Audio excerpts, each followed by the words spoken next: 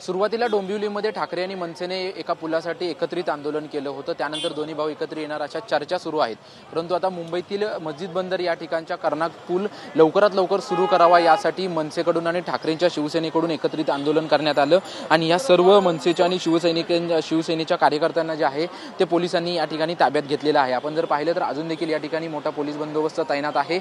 समोर आपल्याला जो कर्नाक ब्रिज दिसतोय हा कर्नाक ब्रिज हा पूर्णपणे बांधून तयार आहे। फक्त याचं लोकार्पण का केलं जात नाही असा जवाब विचारण्यासाठी जो आहे तर या ठिकाणी मनसेचे आणि शिवसेनेचे कार्यकर्ते एकत्रित झाले होते आणि या सर्व पदाधिकाऱ्यांना दोन्ही पक्षाच्या पदाधिकाऱ्यांना पोलिसांनी ताब्यात घेतलेलं आहे आणि त्यांना नोटीस देऊन थोड्याच वेळात सोडण्यात येईल असं देखील सांगण्यात आलेलं आहे। आपण जर पाहायला गेलं तर याच्या अगोदरपासून अनेक वेळा ठिकठिकाणी मनसेचं आणि ठाकरेंचं एकत्रित आंदोलन जे आहे ते आंदोलन सुरू झाल्याचं आपल्याला पाहायला मिळत होतं। परंतु त्यानंतर हा कर्नाक ब्रिज जो आहे तो जून महिन्यामध्ये सुरू होईल असं महानगरपालिकेच्या वतीनं सांगण्यात आलं होतं। परंतु जुलै महिना उजाडला तरी देखील अजून देखील का सुरू करण्यात नाही आला याचा जाब विचारण्यासाठी मनसे आणि ठाकरेंनी एकत्रित आंदोलन केल्याचं आपल्याला पाहायला मिळालं आणि त्या सर्व पदाधिकाऱ्यांना ताब्यात घेतल्याचं या ठिकाणी पाहायला मिळालं। 2 वर्षापासून खरं तर ह्या कर्नाक ब्रिजचं काम चालू होतं।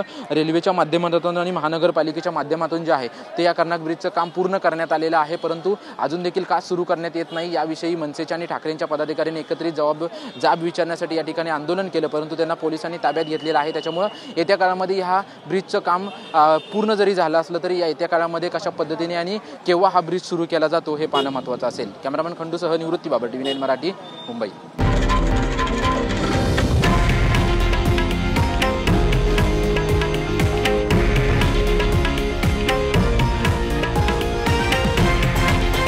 हे आहे देशातील नंबर 1 न्यूज नेटवर्क आणि आपण पाहत आहात TV9 मराठी, एकमेव।